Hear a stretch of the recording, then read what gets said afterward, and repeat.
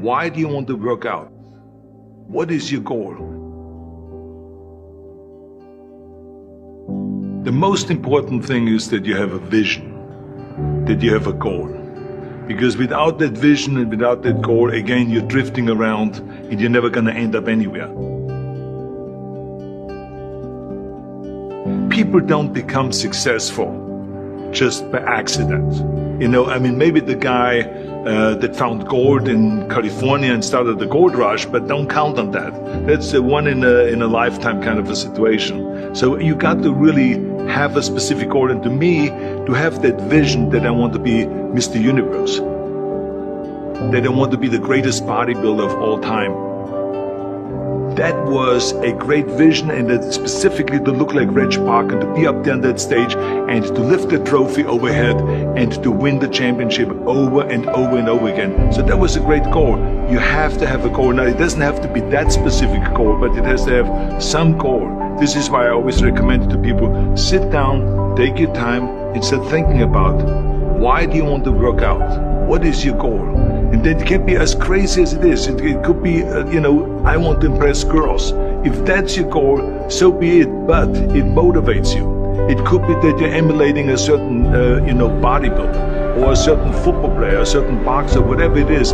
Have those pictures put all over the wall like I did when I was a kid. I put pictures of Reg Park and of Sonny Liston, of boxers and of Ali and of powerlifters and weightlifters all over my bedroom, wall.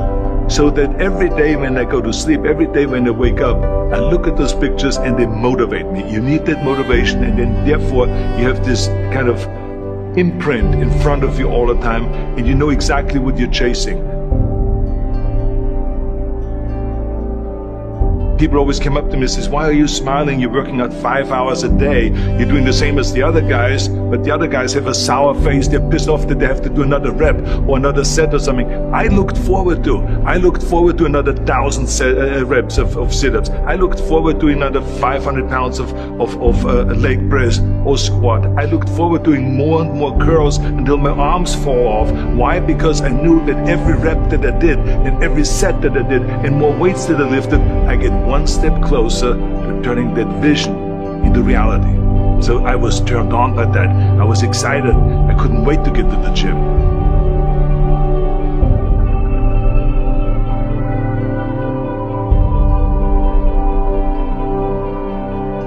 I remember that when I weighed 245 pounds, and Bob Raferson, the director of Stay Hungry, said to me that I'm interested in having you come in for a reading and work on your acting and all this, because I'm interested in having you in a movie to star with Jeff Bridges and with Sally Fields. I was delighted about that, and I was excited, and I started pumping up more and more.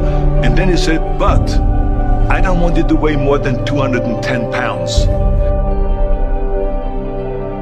You want me to be in a movie, but I'm weighing 245 to 46. I say, I just won the Olympia, I say, which was 1974, and I was really at my biggest. And but he demanded that, and he says, look, it's very simple. On the day we start shooting, he says, I'm going to put you on a scale, and if you don't make the 210, you're out, because I have someone else in mind.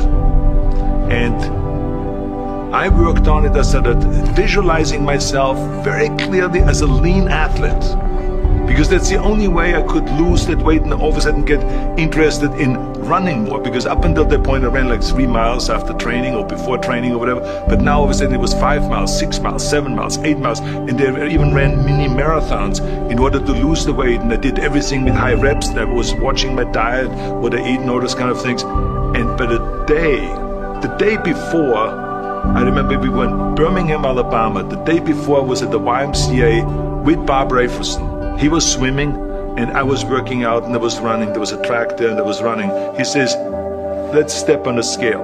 And I stepped on the scale and I weighed 209. So it just shows you what is possible if you visualize exactly what you want to look like.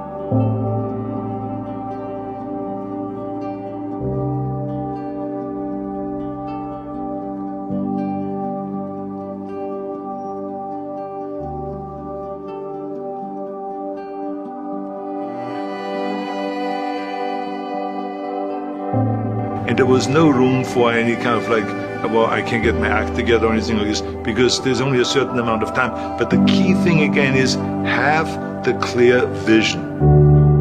Have the specific goal of what you want to accomplish, because then you never go to the gym and you say, the day I feel down a little bit, I don't know what it is all about, I don't know my life, I'm confused. No, I tell you that I was a perfect example of someone that was not confident at all.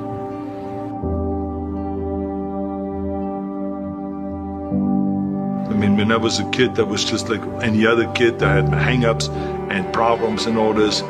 But when I joined the weightlifting club and I won my first little trophy because I did the best clean and jerk, and then we went to another meet and I won another little trophy, I started feeling like somebody.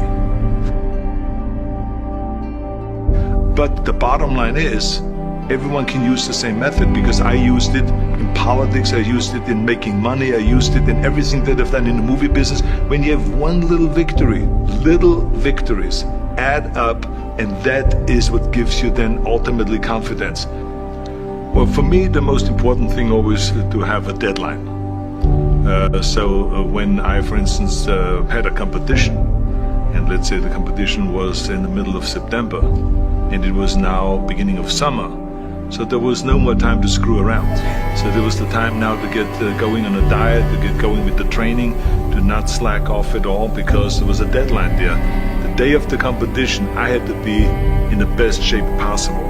And I knew that if I come to the competition and I lose because I did not schedule my training the proper way, or I didn't have the right frame of mind, or I didn't give everything, literally worked my butt off, I would be just so angry. So I never wanted to be in that situation. So this is why it was very important to pick that time and to say, this is when I have to be in top shape, and then I work towards that. But it's not just with the competition. I mean, it's the same in the movie business. I mean, to me, it was always a big advantage when I said, okay, my movie starts on April 1, and I have now 3 months, so I have to get really in great shape.